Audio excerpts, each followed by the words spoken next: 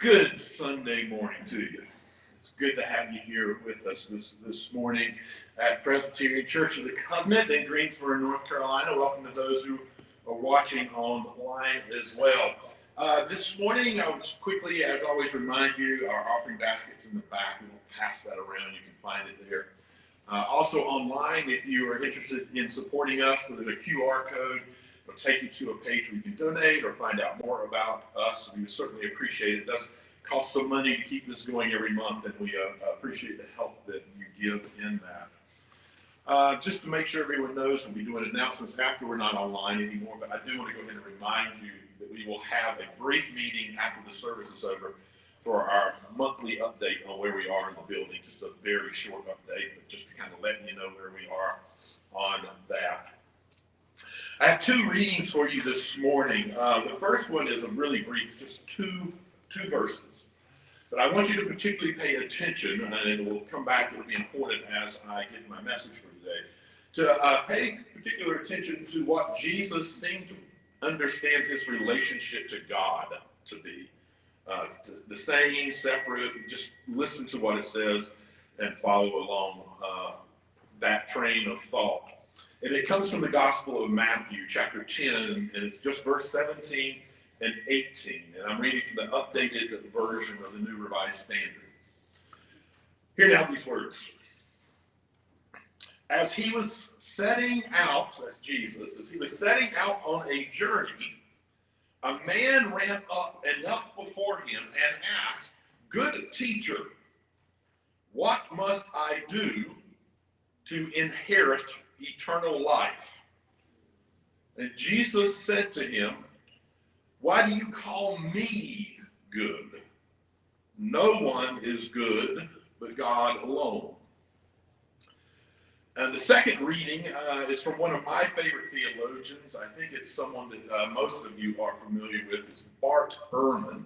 And this comes from his book, How Jesus Became God, The Exaltation of a Jewish Preacher from Galilee. And this is what he has to say. This is one of the hardest and fast ironies of the Christian tradition. Views that were at one time a majority opinion, or at least they were widely seen as completely acceptable, eventually came to be left behind.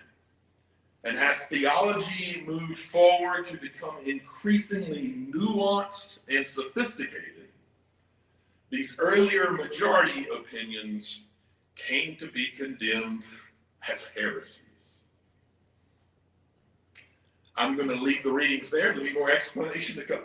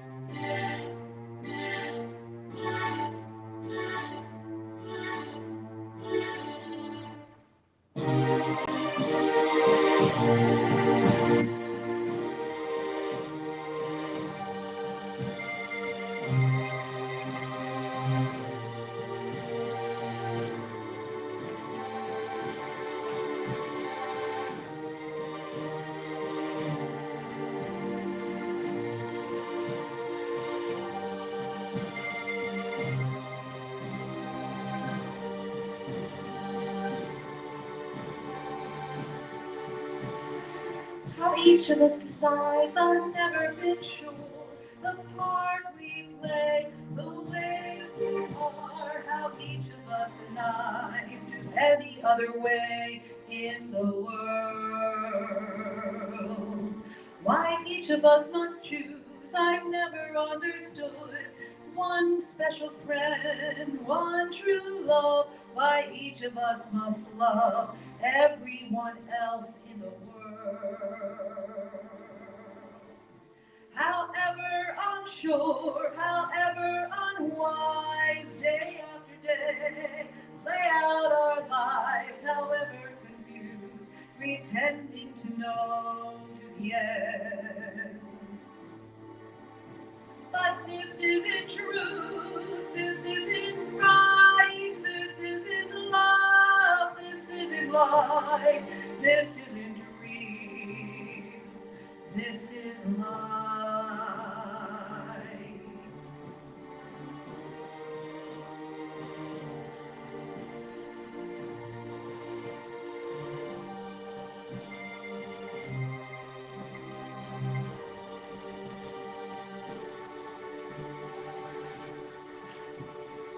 Each of us believes, I've never really known, in heaven unseen, in hell unknown, how each of us dreams to understand anything at all.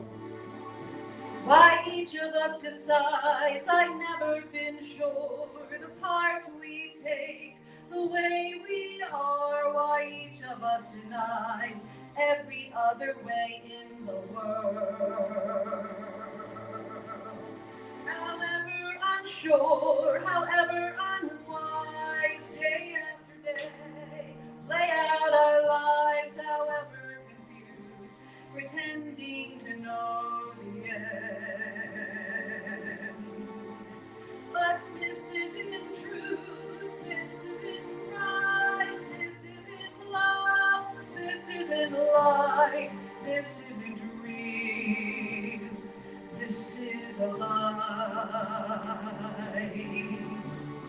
This isn't truth, this isn't right, this isn't love, this isn't life, this isn't real, this is a lie. The Cure.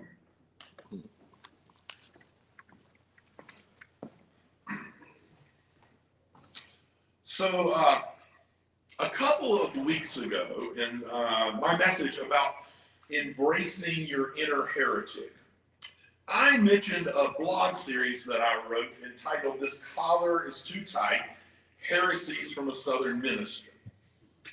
Today, I'd like to share an expanded version of one of those articles with you. The article was entitled, this might explain some of the music and the readings today, "Jesus is Not My God." Now, I imagine for most folks here, that is not going to be shocking or even difficult to hear or even personally believe. But understand, for others, it's going to be a bit challenging. Some because they've never really thought about it one way or the other, and others because they are going to be certain that I am wrong. And I have to say, kind of like that. I kind of like it. I like that our spiritual community makes room for and accepts folks with varying perspectives, and is basically happy to think outside of the box from time to time. It tells me not only how seriously we all take our spiritual journeys, but how seriously we take each other. My message today is entitled, Jesus is Not My God. It is a long-standing Christian belief that in Jesus, God became human, fully divine. Honestly, I've never been able to figure out the math on that one, how you fully both. For that matter, it would seem that few have ever actually understood that math. We actually explain the belief by saying that it is simply one of the mysteries of faith. Now, I don't know about you, but at least for me, telling me that I should believe something that seems mysterious exactly because it's mysterious just isn't going to completely cut it. Unfortunately, for me, and for others who are members of the mainline Protestant denominations, it's required of us to believe it. In my opinion, most institutionalized churches define who is in and who is out of Christianity in a far too narrow way. As a matter of fact, there is an increasingly long list of tenets to which a person must dogmatically adhere in order to be, in the club. The thing is, as a Christian minister, I don't believe quite a few of those tenets. I even find many of them to be biblically inaccurate. I've also discovered that there are a lot of people who feel the same way I do, even a lot of other ministers. Now, this is particularly true of the belief that Jesus is God. And we're going to break that down quite a bit. In part, that's because there was a time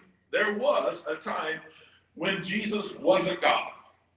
Or at least a time when he didn't see himself as God, nor did many of his followers. And do not get me wrong, I am a believer. Mostly. I believe there is probably a God, something bigger than us. And I truly have a very hard time believing there's not something larger than humanity. I mean, seriously, I just find it hard that we are the best thing that the universe has to offer. It seems a bit egotistical to me, not to mention a little unfortunate for the universe. Ultimately, I just don't buy that argument. I believe there is probably a God. I believe there might be a God, or at the very least, I frequently also feel the absence of that God. Even King David was ascribed to have felt the absence of God. It's all over the Psalms. I really personally don't even feel bad about doubting at all. It just feels like it's normal to do that from time to time. That's why, as I've mentioned before, I consider myself an agnostic Christian. I believe that there is a God. I also accept that there might not be. Thus, one of my favorite Bible verses is, I believe. Help me in my disbelief. When I think about and study about God, I think about and study about that God, who is all at once bigger than me and might not be, is the same God, I believe, that Jesus was trying to teach us about. See, in calling God Father, Jesus tried to teach us about the nurturing nature of this God. In saying that he and the Father were one, he was trying to teach us about how we are all one in this God thing that is larger than us. And telling us that in loving other people, all other people, we are loving God. He was trying to teach us about the connectedness we all have because of this thing that we call God. I am a Christian because Jesus, for me, is the teacher who best helps me understand this God thing. When he worshiped that same God. He didn't worship himself. He even told his disciples not to worship him. As a matter of fact, from my studies, I don't believe Jesus ever called himself God. Read through Matthew, Mark, and Luke. You won't find him saying it. Sure, there are a few places where you can interpret what Jesus said to possibly suggest he is God, but as I just pointed out earlier, in most of those cases, I can call him God, say that the Father and I are one. Most of those places, he isn't saying his oneness with God is unique to him. If anything, he's suggesting that it is part of all of us. It connects us, and it should inspire us to love one another. One thing is for certain. In the first 3 books of the New Testament, Jesus definitely does not say in any straightforward way that he is God. And then in the books that follow, the ones accredited mostly to Paul, the books written closest to Jesus' death, we also don't have a recording of Jesus saying he was God. Yet, you have to ask yourself, something that important, being the same as God, being God, don't you think he might have mentioned it? And if he did mention it, don't you think someone would have taken the time to jot it down? I don't know about you, but I certainly believe so. Now, while the Gospel of John does show Jesus understanding himself as separate from God, it also has him mentioning the whole being God thing. It does. Quite a bit, actually, in comparison to the whole rest of the New Testament. That difference is a bit striking, isn't it? In the one, but not in all the others. The first 3 Gospels and all the books of Paul, all written before the Gospel of John. Written before the Gospel of John. Without Jesus saying he's God. And then John, after many years have passed, has Jesus saying he's God. Does anyone else think it sounds like maybe some dogma slipped in there in those in-between years? Actually, yeah, they do. Most modern scholars agree that John has some new theological perspectives added to the accounting of the life of Jesus that weren't in any of the other New Testament books. Those scholars may or may not be right, but particularly because of the other 3 Gospels, I am going with the idea that the theological position that Jesus thought of himself as God was probably a late addition to the early followers' understanding of who Jesus was. As professor of religious studies at the University of North Carolina, Mark Ehrman points out in his book, How Jesus Became God, that I just read a quote from. During those times, Greek and Roman influences led people to believe that indeed, in fact, gods do become human, but only temporarily. And humans do become gods, most typically permanently. But only after they've served their role in life, they've led their life, and they lead and have finished their life. At that point, they are adopted into the divine realm, but only at that point, after they've led a full life. See, to our modern minds, particularly to our dualistically thinking Western minds, this can sometimes be difficult to wrap our heads around. Kind of like when I opened up, say, the math of fully human, fully divine has never really added up for me. What we have to remember is that the people from Jesus's times, and honestly, even stretching it back well before him, weren't stuck in our dualistic mindsets of human versus divine, either or. For them, there simply wasn't much separation between the two. In fact, they frequently overlapped. As I pointed out, Ehrman tells us that this overlapping of human and divine typically happened in one of two ways. I'm going to review this. A God becomes human, which is always temporary, or human becomes God, which is almost always permanent. So given that the majority of Christian theology, that in it Jesus is not understood as having been only temporarily a God, like when a God becomes human, we're kind of left to consider that he was, at some point in his life, elevated to the status of God. And with that in mind, it seems entirely likely, when you add those things together, that this was the actual scenario. And many scholars believe this as well. Jesus was born human, went through life and experienced life as a human. And in the course of that time, he was understood to have done some miraculous things, as were others in his time. Then, much like the people then did with some kings, upon his death, they deified Jesus.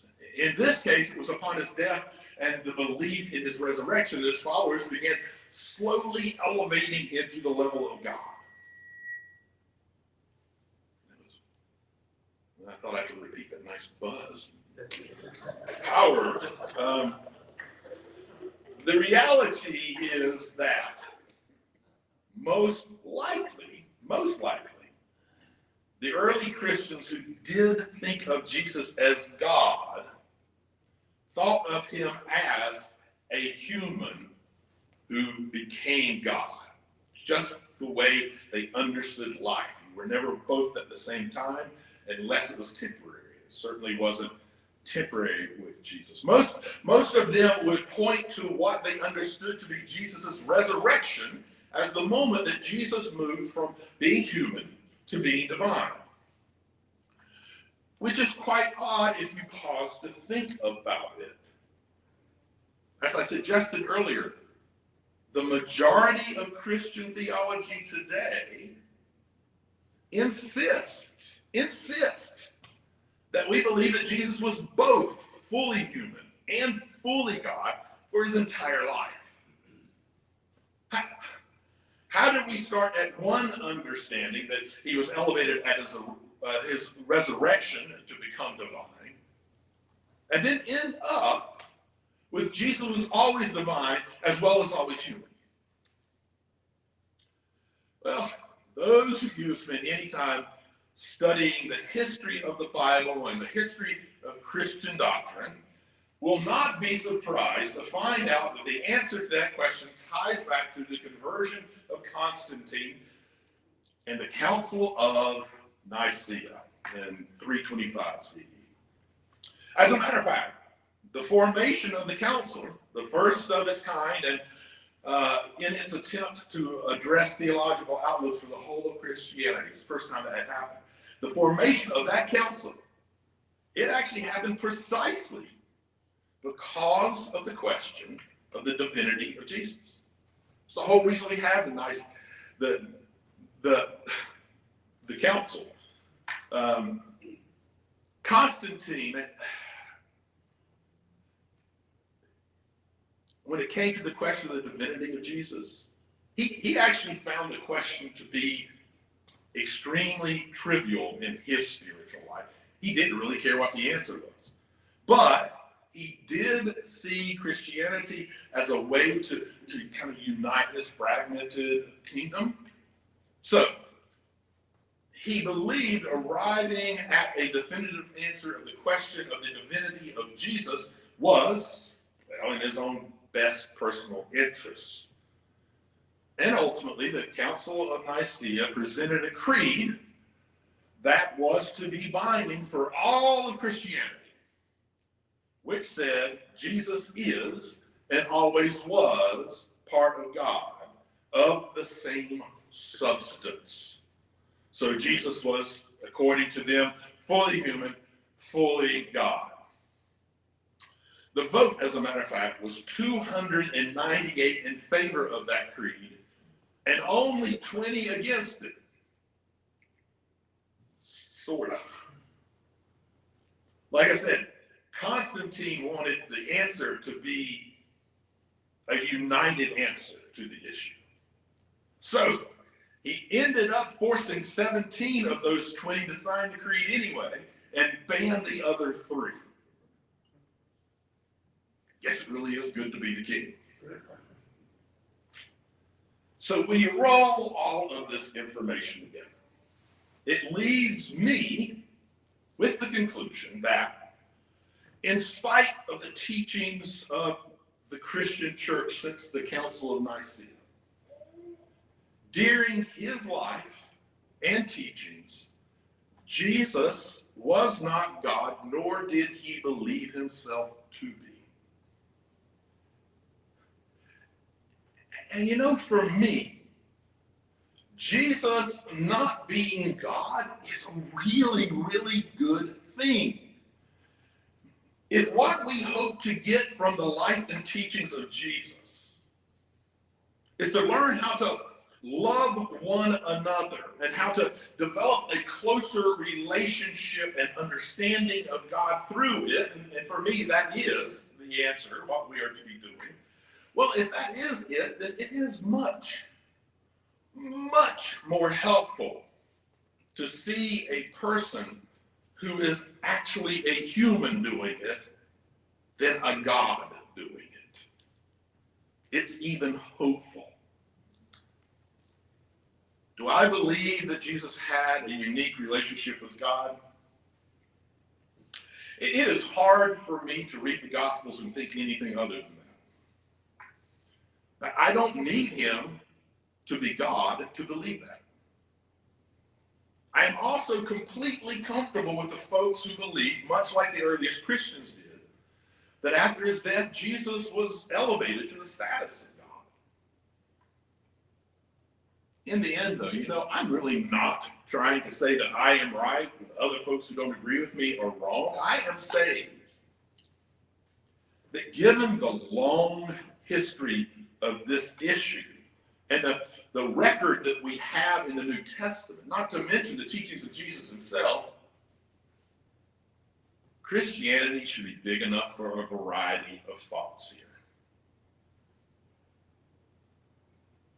I guess I'm also saying God can handle our questions. Maybe we should step out on faith enough and allow for the same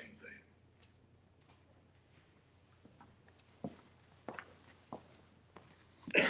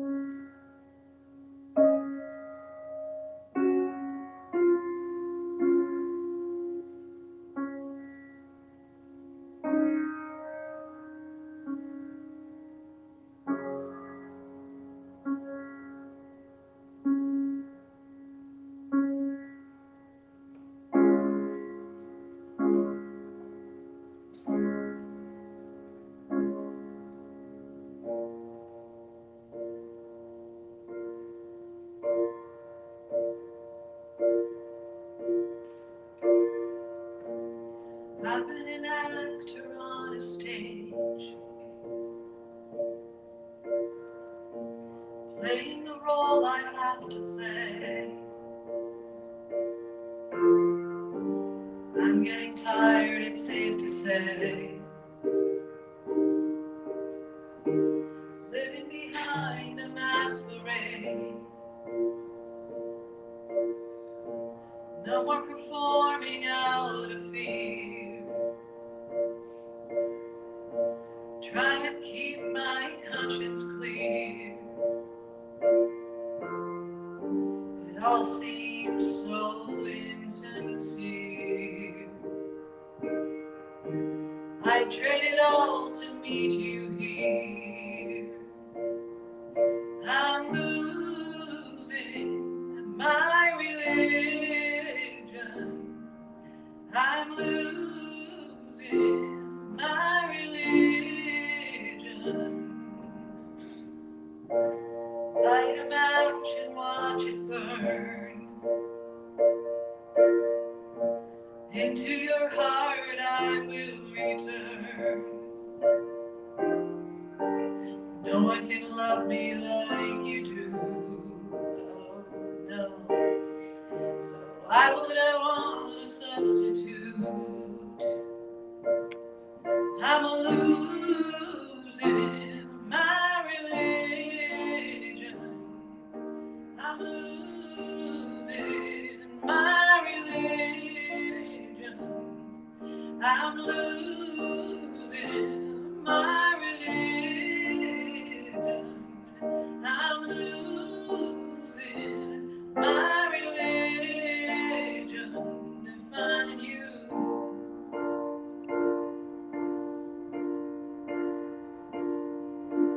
Losing my religion and finding something new.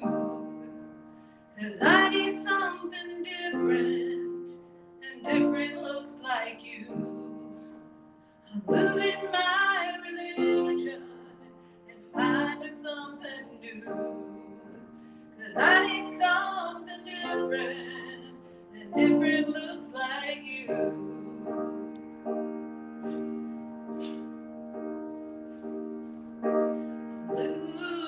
Losing my religion. Losing my religion. I'm losing my religion. I'm losing my religion to find you, to find you, to find you, to find you, you.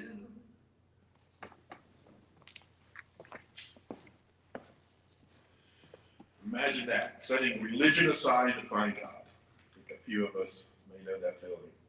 I want to share with you a prayer from my prayer book.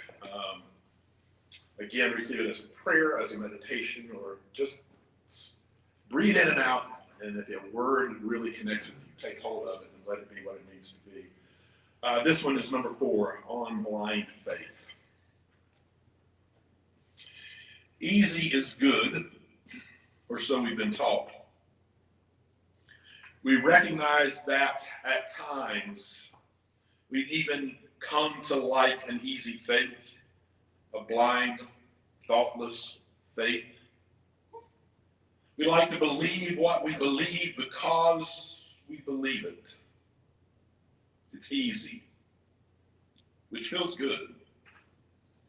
There is a certain blessed assurance that it seems to carry until we see the hate and discrimination and division and violence that kind of faith can bring.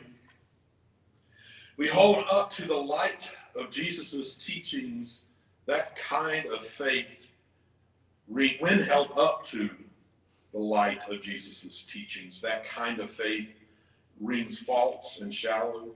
The emperor's clothes of Christendom, I have said. We long for a faith which matches the depths of our love It may be that our very real and very deep love is the exact reason we so readily cling to a faith that feels equally deep, even when it is blind. May we learn to be investigators of our faith. May we be challenged to grow deeper in relationship, deeper in faith, through an inquisitive faith, through knowledge, and through a more informed understanding. May we celebrate those who ask questions, who come at thoughts on faith from new perspectives, as they challenge us to grow even closer to each other and to creating a more loving world for all people. Amen. See this blessing. May you walk in harmony with each other and with creation, recognizing that we are one. And may you know love and happiness throughout your life. And may you share that love and happiness with all of those you meet.